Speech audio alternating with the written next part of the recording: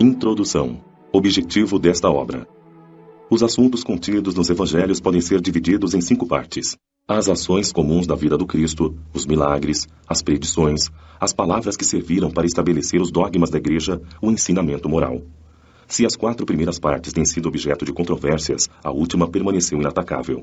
Diante desse código divino, submete-se à própria incredulidade. É o lugar onde todas as religiões podem se encontrar, a bandeira sob a qual todos podem se proteger. Sejam quais forem suas crenças, porque nunca foi motivo para disputas religiosas, sempre e por toda parte, levantadas por questões de dogma.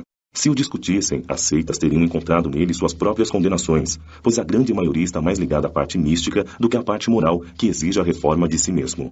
Para os homens, em particular, esta é uma regra de conduta que abrange todas as circunstâncias da vida particular ou pública, o princípio de todas as relações sociais baseadas na mais rigorosa justiça.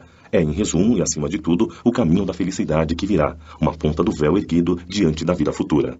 Este é o tema exclusivo desta obra. Todo o mundo admira a moral evangélica. Falam de sua sublimidade e necessidade. Muitos a divulgam confiados no que ouviram dizer, ou apoiados em alguns ensinamentos bíblicos que se tornaram provérbios populares. Mas poucos a conhecem a fundo, e nem mesmo a compreendem ou sabem deduzir delas consequências.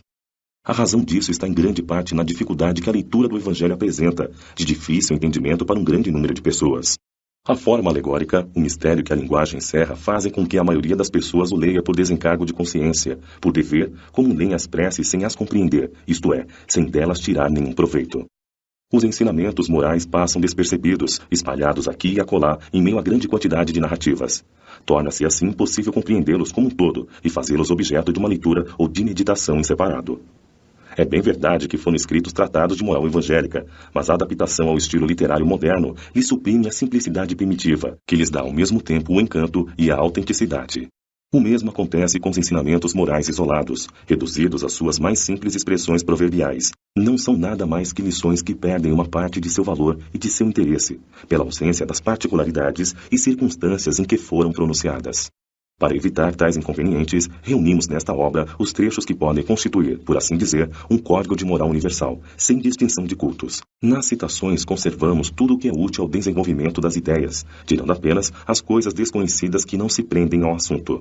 Além disso, respeitamos escrupulosamente a tradução original de Sassi, bem como a divisão em versículos, mas, ao invés de nos determos em uma ordem cronológica sem real utilidade neste caso, os ensinamentos foram agrupados e classificados metodicamente conforme sua natureza, de maneira que possam ser diferenciados tanto quanto possível uns dos outros.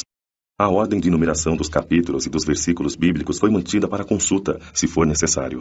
Foi apenas um trabalho material, que, isolado, teve somente uma utilidade secundária. O essencial foi colocá-lo ao alcance de todos, por meio da explicação das passagens, de difícil entendimento, e o desenvolvimento de todas as consequências com o objetivo de aplicação às diferentes circunstâncias da vida.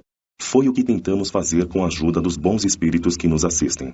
Muitos dos assuntos dos evangelhos, da Bíblia e dos autores sagrados em geral são de difícil entendimento e muitos até parecem absurdos, devido à falta de uma chave para compreender o seu verdadeiro sentido. Essa chave está inteiramente no Espiritismo, como já puderam convencer-se os que estudaram seriamente, e como também será ainda melhor reconhecido mais tarde.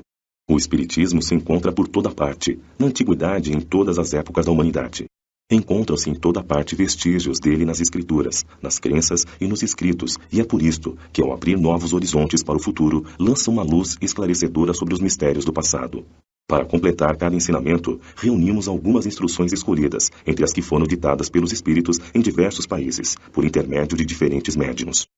Se estas instruções tivessem saído de uma única fonte, poderiam sofrer uma influência pessoal ou do meio, enquanto as diversas origens, de onde vêm, provam que os espíritos dão seus ensinamentos em todos os lugares e que não há ninguém privilegiado nessa relação. Esta obra é para uso de todos. Qualquer um pode dela extrair os meios de adequar sua conduta à moral do Cristo. Os espíritas, especialmente, encontrarão nela as aplicações que lhes dizem respeito.